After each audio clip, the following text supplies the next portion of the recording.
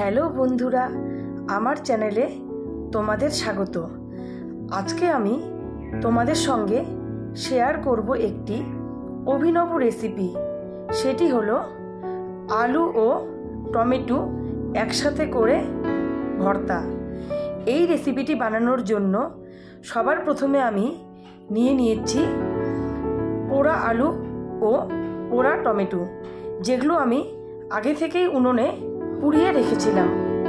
তারপর আমি সেগুলোকে খুব ভালোভাবে মেখে নেব, যাতে করে কোনো রকম দানাদার অংশ এর মধ্যে না থাকে।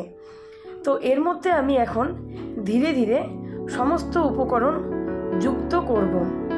তার জন্য আমি সবার প্রথমে নিয়ে নিলাম পোড়া কাঁচা লঙ্কা, যেটা আগে থেকেই পোড়ানো ছিল।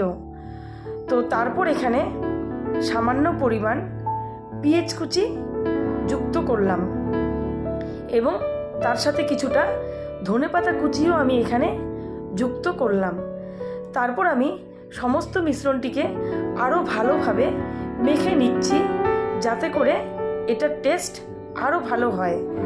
তারপর এখানে আমি কিছুটা পরিমাণ সর্ষের তেল যুক্ত করলাম এবং তারপর এখানে আমি স্বাদমতো কিছুটা নুন যুক্ত করে দিলাম এবং তারপর সমস্ত মিশ্রণটিকে আমি খুব ভালো করে মেখে নেব।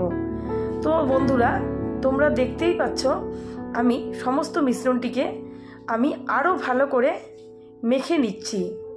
এটা দেখতেও যতটা সুন্দর লাগছে, আবার খেতেও ঠিক ততটা সুস্বাদু। তো ধীরে ধীরে আমার মিশ্রণটি মাখা হয়ে যাচ্ছে এবং সবশেষে তোমরা এটা গরম ভাতের সঙ্গে পরিবেশন করবে এবং খেতেও খুব ভালো লাগবে। তো তৈরি হয়ে গেল আমার এই আজকের রেসিপি, আলু ও টমেটো একসাথে করে ভর্তা। তোমরা যদি আমার চ্যানেলে নতুন হয়ে থাকো তাহলে প্লিজ আমার চ্যানেলটিকে সাবস্ক্রাইব করে দিও। Bye bye.